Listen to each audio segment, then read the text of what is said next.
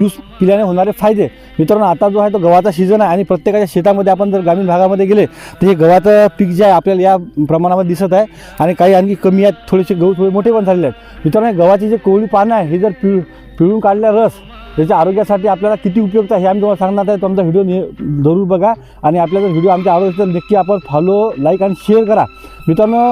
हा जे गव्हाचा पाण्याचा जो रस आहे, ज्यूस जर आपण नेहमी जर घेतला मित्रांनो योग्य प्रमाणात तर त्याचे असंख्य आपल्याला फायदे आहे आणि याच्यामध्ये कोणतं केमिकल नाही आणि सहज उपलब्ध होणारा प्रत्येक ठिकाणी तुम्हाला हे पानं उपलब्ध होऊ शकतात. आणि मित्रांनो याच्यात महत्त्वाचे फायदे मित्रांनो, याच्यासाठी रक्त शुद्धीकरणास मदत होते मित्रांनो.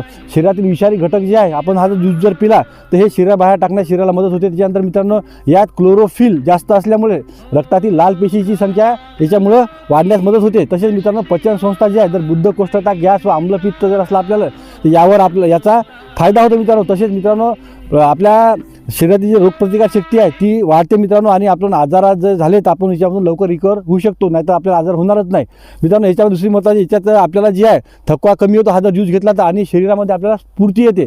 तसेच मित्रांनो आपल्या जर त्वचा व केस यासाठी हे रस उपयुक्त आहे. याच्यामध्ये आपली त्वचा जी आहे ती तेजस्वी होते आणि केसाची गळती जी आहे ती कमी होते. तसेच मित्रांनो ज्यांना मधुमेह आणि कॅलेस्ट्रॉल याच्यासाठी अतिशय महत्त्वाचा हा गव्हाचा पाण्याचा रस आहे मित्रांनो. याच्यामध्ये आपल्याला मधुमेह आणि कॅलेस्ट्रॉलसाठी याच्यामध्ये काय यांनी जर आपण जर बरोबर जर घेतला तर यामध्ये साखर व कॅलेस्ट्रॉलचे प्रमाण आपल्या या गव्हाच्या रसामुळे नियंत्रणात ठेवण्यास मदत होते. तसेच मित्रांनो हा रस कसा घ्यावा तर याच्यामध्ये आपण काय करावं, सकाळी उपाशीपोटी 20 ते 30 मिलीलिटर घ्यावा आणि सुरुवात जी आहे ती 10 ते 15 मिलीग्रामने करावी. तसेच मित्रांनो हा थोड्या पाण्यामध्ये मिसळून घ्यावा आणि सुरुवातीला कमी प्रमाणात घ्यावा.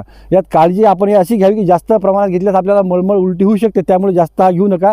आणि ज्या महिला गर्भवती आणि थोड्या गंभीर आजाराची जी व्यक्ती आहेत त्यांनी डॉक्टरच्या सल्ल्याने घ्यावा. परंतु आपण जर मित्रांनो हे जर याचा जर उपयोग जर आपण दैनंदिन ह्याच्यामध्ये जर केला या सीझनमध्ये, आपण हे महिन्यातून जवळपास 3 महिने हे जर 7-7 दिवस जर एवढं जर घेतलं मित्रांनो, आम्ही जे अगोदरचे जे फायदे सांगितले आहेत ते नक्कीच तुमचे कमी होतील. धन्यवाद.